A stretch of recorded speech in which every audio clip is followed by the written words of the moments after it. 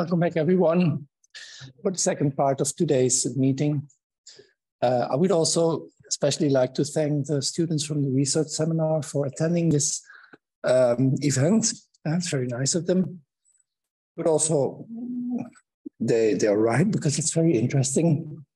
And today's second, Dirk Baltzly from the University of Tasmania. Before that, he was for quite a long time professor at Monash University. Prior to that, he worked for the Ancient Commentators Project with Richard Sorabji at KCL in London, King's College London. And he studied at Ohio State, like our Professor Friedman. Yeah. So many people know Dirk Baltzly for his incisive articles on Neoplatonism, but certainly also for his many translations of late ancient philosophical texts, Proclus' commentary on Timaeus. He's been involved in several volumes there. Same for commentary on the Republic. And as we will learn after this talk, when there will be the book presentation also of Hermias of Alexandria. But first, we will have Dirk's talk, which has the title Rhetorical Paideia as a Paradigm for Platonic Philosophizing, a Modest Proposal and its Implications. Please, Dirk, the floor is yours. Thank you. I would like to begin by thanking my hosts. I have had a couple of months here at KU Leuven, which have been as pleasant as they have been productive. And I thank the postgrads and postdocs with whom I've had lunch and talked philosophy. It's been great. So next slide, Judith. Oops. Thank you. Oh, no. It was working until one. Yeah. There we go. Yes. So the book falls into 6 very uneven parts. I will breeze through the first part on the background on assimilation of God, grades of virtue, and the Amplian canon, because I'm in one of the few places on the planet where most of my audience already knows this. I will use that to briefly raise a puzzle about the nature of contemplative virtues and the means through which they are acquired. I will try and solve that puzzle by looking at some evidence about how contemplative virtues were alleged to be manifested from Marinus' life of Proclus. And when we've been puzzled by that, I want to raise some suspicions by talking about ancient literary rhetorical paideia, a bit of background there. Finally, I will draw out some hypotheses to solve that would solve that puzzle if they were true. And at the very end, perhaps I will suggest some implications for the approach we might take to Neoplatonic texts. So, Section 1, onward. As all of you know already, the goal of doing philosophy for the late antique Platonists is assimilation to God.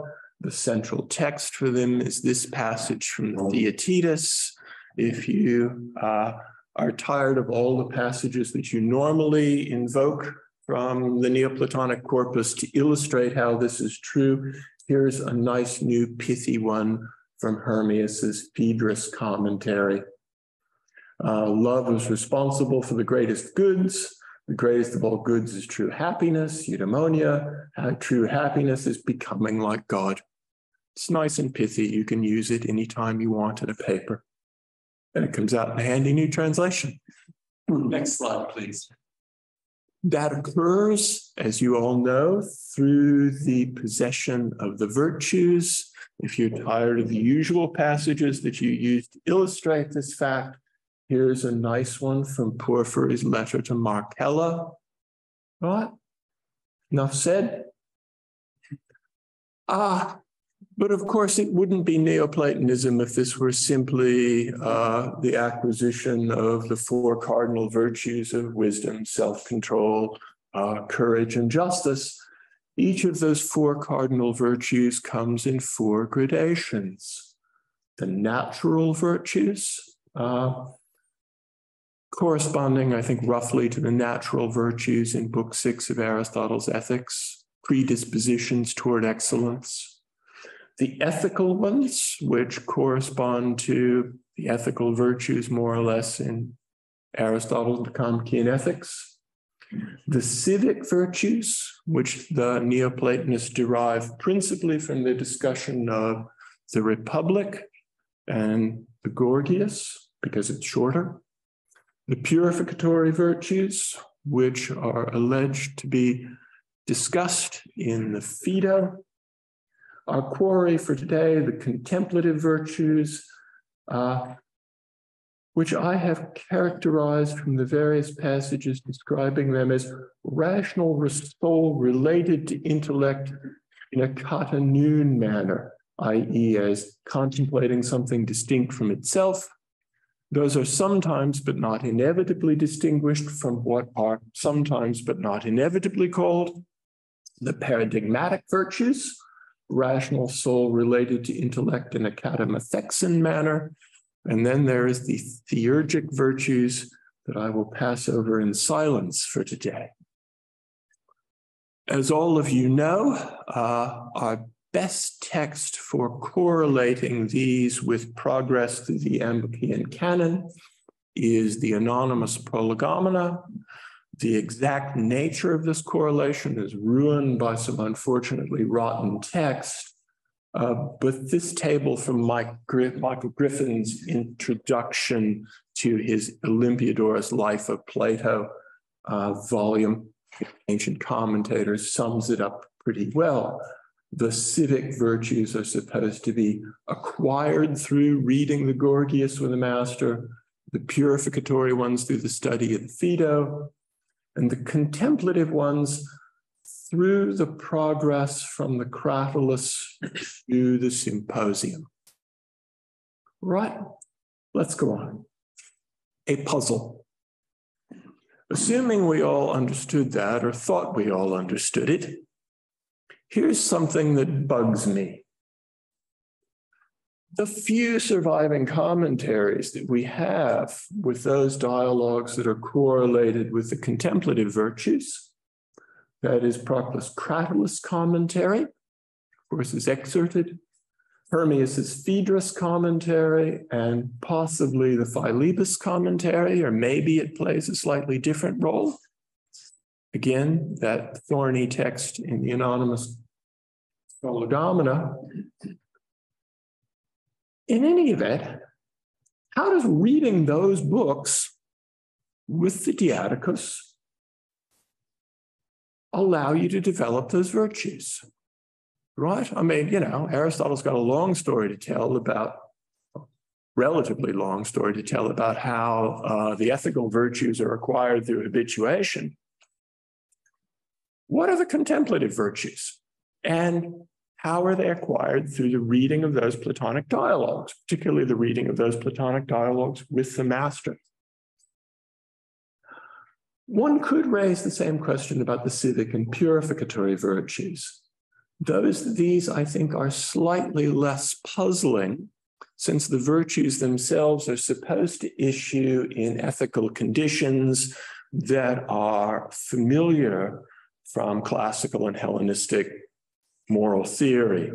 Metrio, patheia in the Aristotelian sense for the civic virtues, and apatheia for the cathartic virtues.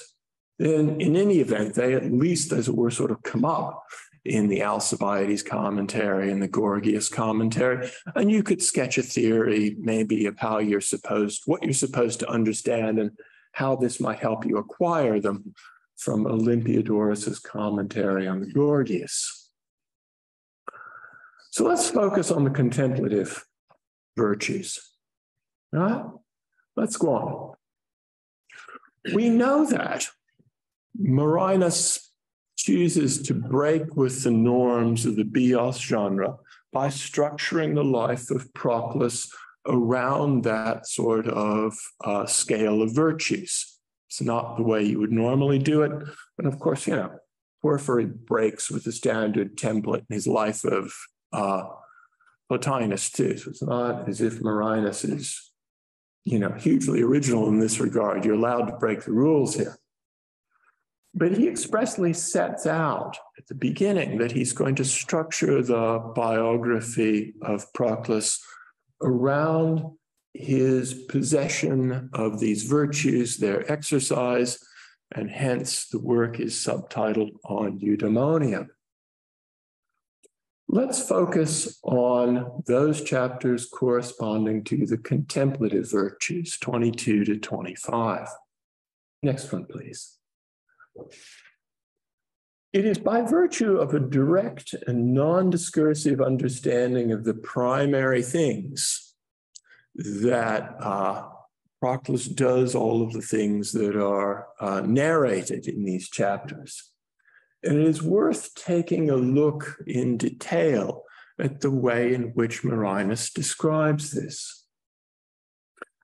For having already been purified and mastering generation and looking down on the aspirants within it, he became a Bacchant concerning the foremost things, and an eyewitness of the truly blessed sights in that place, no longer gaining knowledge of them by discursive and demonstrative reasoning, but as if by vision, beholding the paradigms in the divine intellect by simple insights of intellectual activity. So that looks like what the possession of the contemplative virtues consists in. What is one able to do by virtue of possessing them? Let's have the next one, please. The rest of section 22 begins to tell us what Proclus is able to do by virtue of having the contemplative virtues. And I suspect that in 22, he's thinking principally in terms of contemplative Sophia. He does mention three of the other cardinal virtues later. 22 is unspecified. But I think it's particularly striking that all of the things that he is able to do here have to do with writing and speaking and explaining texts. And that contrasts sharply with all of the things that he did by virtue of possession of the cathartic virtues. And it will contrast again with all of the things that he is able to do by virtue of possessing the theurgic ones. We're told he's able to synthesize the whole of Greek and barbarian theology, to explain texts dealing with that subject matter to capable students, enthusiasticos, that he can render these ideas consistent with one another when they seem not to be, that he can sift the previous commentary tradition, finding what is worth keeping and refuting what is mistaken, that he is able to hold seminars, Sunithia, dealing with each of these points clearly, and importantly, to write all this down in lengthy treatises. Next one, please, Julia. Contemplative justice gets its own little description. What is justice at the contemplative level? Well, each doing its own, the Republican formulation of this grade of virtue looks like it equates to reason always thinking. And it's by virtue of his possession of this virtue that even when he's rested, he's always thinking. And as soon as he's awake, he's writing hymns or writing more philosophy. Contemplative temperance and contemplative courage are given very, very short treatments here. By virtue of contemplative sophrosune, he has an inward reversion of soul upon intellect with a consequent ability not to be distracted. All right? Think about the way the Plotinus in the life of Porphyry can switch on and switch off from philosophy easily. Contemplative courage consists in emulating the impassibility of the things that he is contemplating, the intelligibles. Not only is able to do all of this writing, teaching,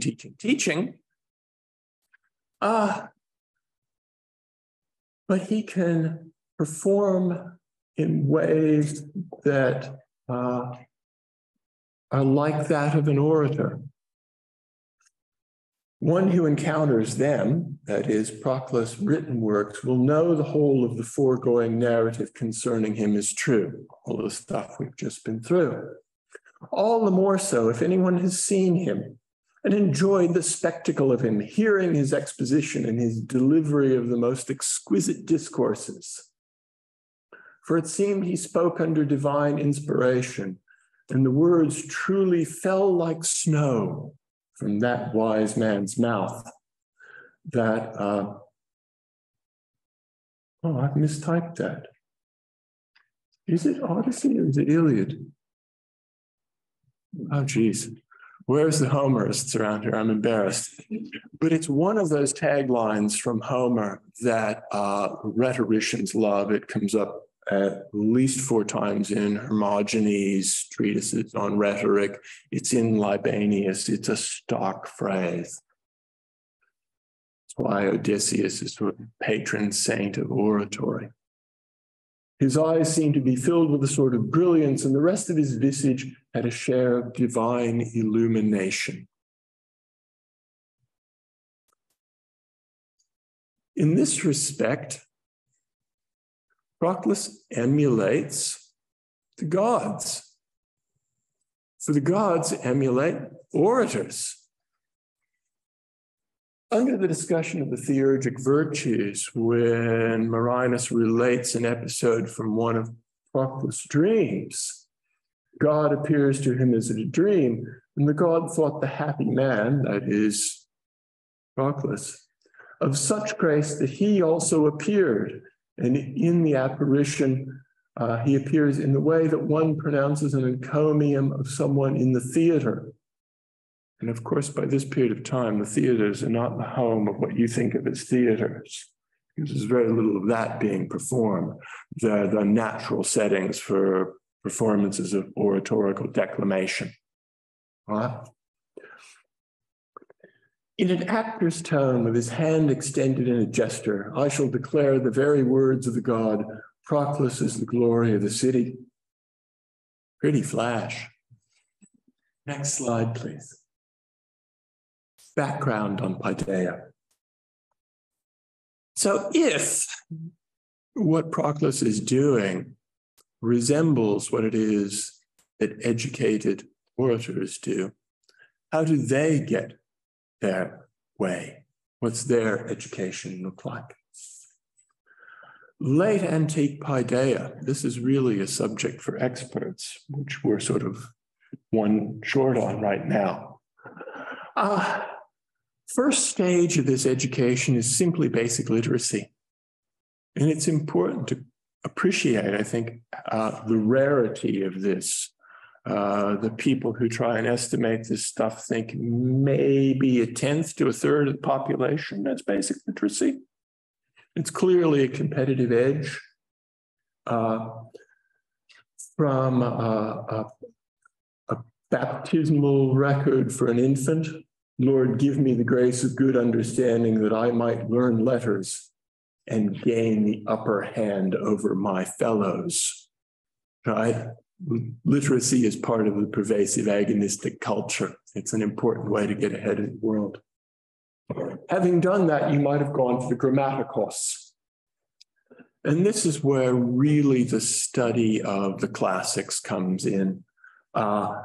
You're reading and learning to read and write by reading great authors.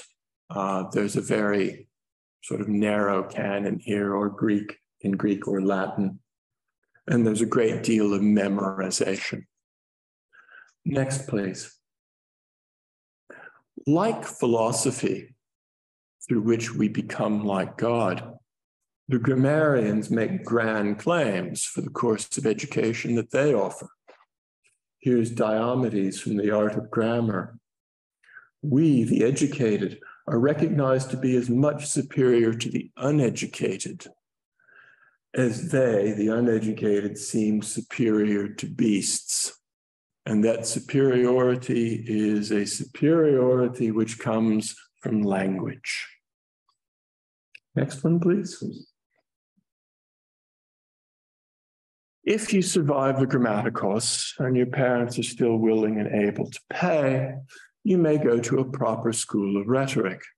And there you will study, you will learn, you will begin the pathway to the acme of rhetoric, declamation, through the preliminary exercises of progymnasmata. And though these are not called virtues, typically, they are nonetheless types of writing whose mastery seems to be presupposed by being able to write and speak well. And there's a whole genre of textbooks for doing this, many of which are now available in translation, thanks to the work of people like George Kennedy. If you thought that the gradations of the virtues were a complicated pathway to assimilation to God, take a look at the complexity involved in the preliminary exercises. Let's go on. They too are subject to grand claims, right? Just as the virtues are the pathway to assimilation to God in philosophy, so too the preliminary exercises of the pathway through the foundations of every discourse, not only for those who are going to practice rhetoric, but for anyone who wishes to undertake the function of poets or historians or any other writers. And this is sufficiently well believed that in the Byzantine Empire, you get sort of selection for civil service on the basis of these sorts of skills. Just take a look at John Lytus, who's carping about people who are insufficiently appreciative of the glories of Paideia and the way in which it suits one for the service of empire. Let's have the next slide. If you think the tangles of the gradations of the virtues are complex, take a look at the 14 forms of preliminary exercises that you would get marched through. All of the way from relatively simple fable and narration to ekphrasis, thesis, and introduction of a law. If you go digging into these textbooks, you will find that the criteria by which fable is distinguished from narration are just as unclear, I think, around the edges is the distinction between civic or contemplative virtues. It's a tangle. There's absolute confidence that this is the pathway forward, but a sort of sharp theoretical demarcation between these, not always. Some of these works argue that various exercises are correlated or particularly conducive to different subspecies of the types of rhetoric, judicial, deliberative, or panegyric.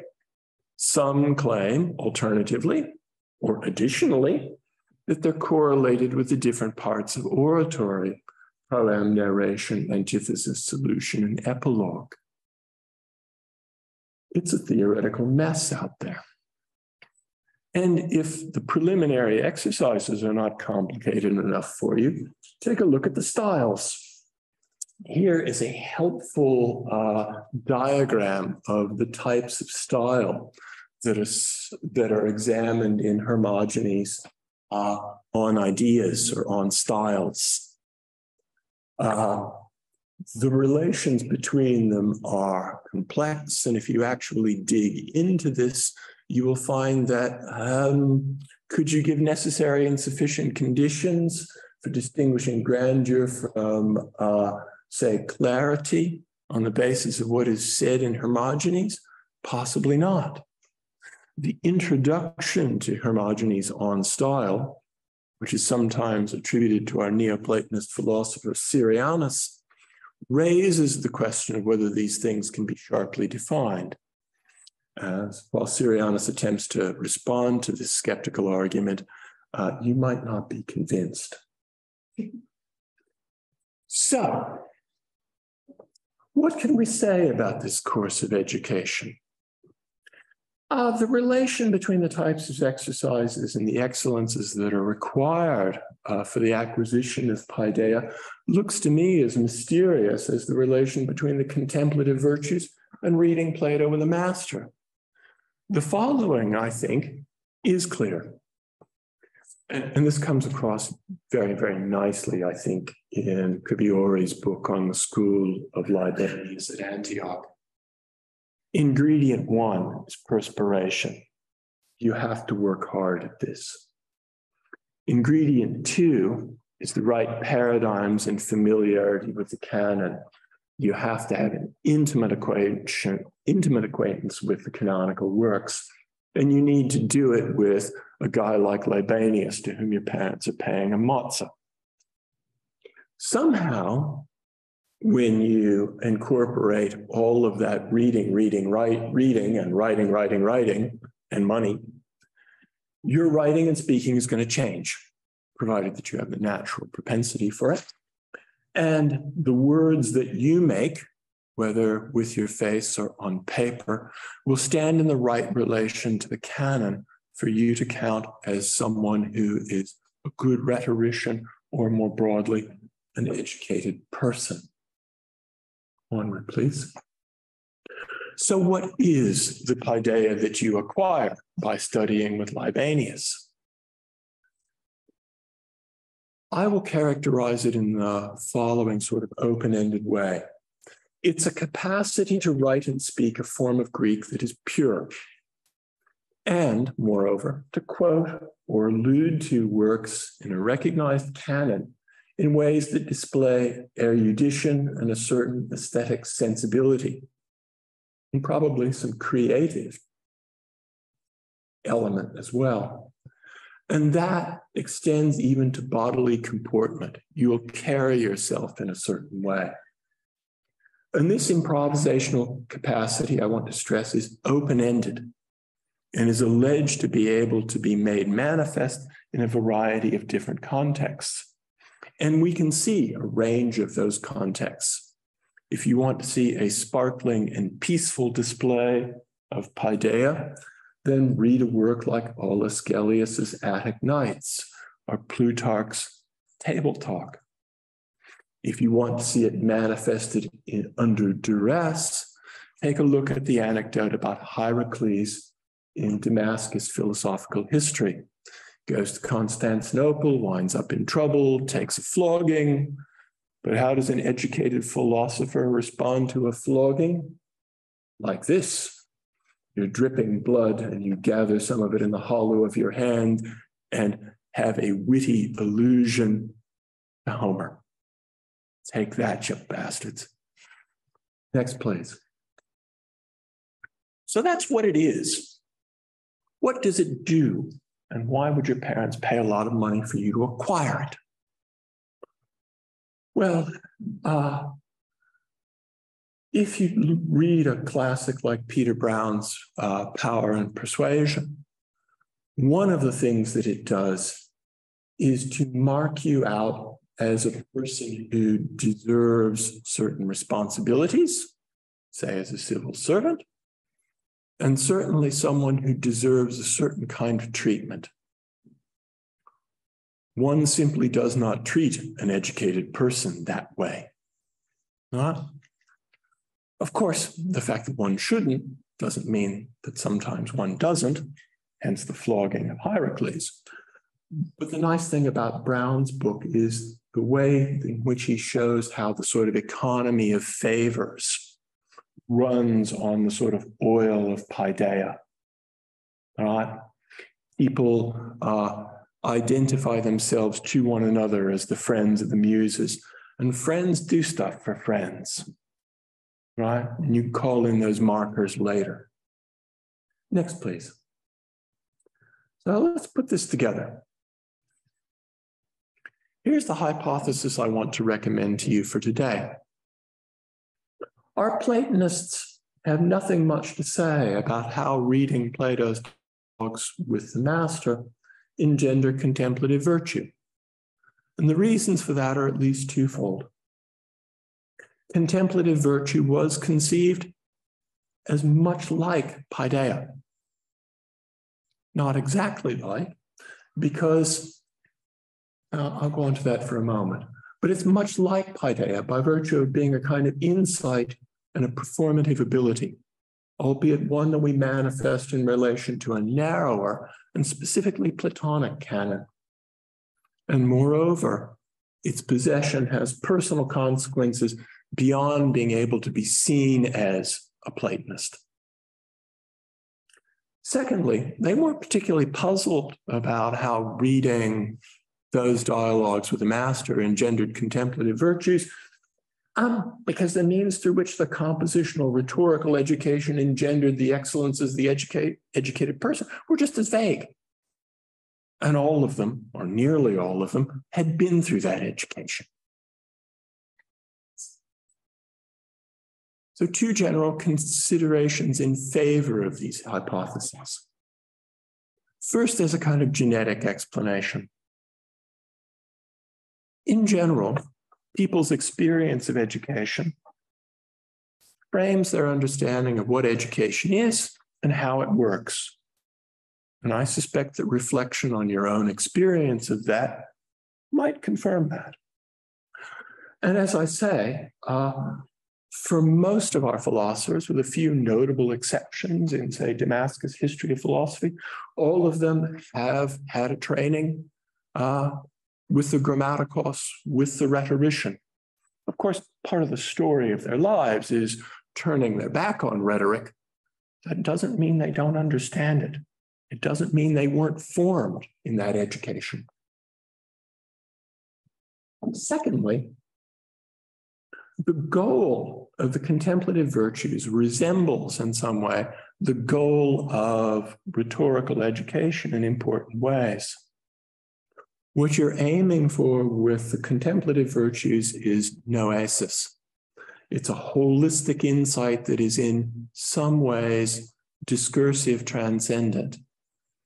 It's not ineffable in the way in which, as it were, contact hyper-essential beings would be, but it's always discursively, incompletely effable, as we saw in that passage from Marinus' Life of Proclus that we started this adventure with. But of course, the goal of rhetorical education is structurally similar. It's a know-how, not a knowledge that. It's not a stock body of propositions. It's an open-ended capacity to speak with the learned, to allude in clever ways, to find the witty remark that is apt to the situation at hand and the Homeric tag that fits. Next, please. Now, I have not argued for, but I would urge you to consider two wider hypotheses. That late Platonic philosophy is perhaps best considered as late Platonic philosophizing. That is to say, a sort of collective project of self-transformation into more godlike souls. And the text through which we study late antique Platonic philosophizing, we ought really to consider as archaeologists would the study of pottery shards as a window into symposiastic culture. They're, as it were, the material remnants of a way of life. Platonic philosophizing, in addition, I think, have many elements in common with the practice of late. In fact, true, then the latter might be usefully studied and better to better understand the former. Next, please, Julia. Thank you. But it's not exactly the same. I have claimed, perhaps for better or worse reason, that the standard paideia is essentially other-directed. It's an ability which is manifested principally for others as a means of making a claim on them for a certain kind of treatment, or as exhibiting oneself as competent to undertake a kind of role. John Lydas in the civil service. Now, doubtless being educated in this way changed the way people thought of themselves and life, the universe, and everything. But I think that's not why their parents were shelling out all this money, right? Platonic contemplative virtues were equated with a similar improvisational capacity, performed with others as much as for others. Think about the engagement that, say, Proclus texts have with his predecessors. Also performed principally for oneself. The point is not to appear to be someone, but rather to change the way in which things appear to you. As I have put it elsewhere, to attempt to live in and through the Platonic text, to escape the way of imagining, picturing to oneself and experiencing the real, which is unfortunately suggested to us by the soul's embodied condition. Suppose that were a suggestion worth taking seriously. This would be an additional element to our study of Platonic writings. It's a supplement, not a replacement, right? These performative and psychologically transformative elements that I claim we find there live alongside recognizably philosophical, making of argumentative argy-bargy. But the recognition that they're there would allow us to ask new and different questions about the text that we're accustomed to study. And we might want to pose those questions when we remember that we ought to think of them like pottery shards in relation to symposiastic culture. Instead of just asking about Syrianus' commentary on metaphysics mieux nil, are his objections rationally compelling? Does he treat Aristotle fairly? We could ask, how does Syrianus deploy quotations or allusions to Plato's text to invite his audience to imagine the very different kind of reality that purely intelligible objects have, compared to the ways of being characteristic of the corporeal? Suppose you're a postdoc or a postgrad working on late antique Plaideia. If you're working on late antique Platonism, what would you do if you thought this was a good idea? Well, one of the things you might do is put something like Peter Brown's book on your nightstand, right? Widen your focus to the broader intellectual culture outside philosophy and think about ways in which that might actually be permeating philosophy. You might swat up a little bit on Libanius, right? And you might come to recognize this vocabulary of styles and literary devices. Because I'm bloody well telling you, the authors that you're reading do, they know what they're talking about. And metaphilosophically, you might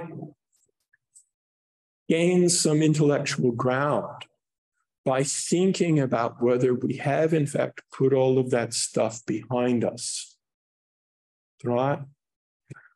Does contemporary philosophy still engage with this storytelling and imaginative devices, right? Would Willard Quine's deeply influential paper on radical translation have gotten the grip that it had on people if it didn't involve that imaginative exercise about, you know, the sole linguist trying to translate Gavagai. Right? Final slide. Q&A. I entertain your questions. May I have more friends on my side than Cataline does in this picture? Thank you.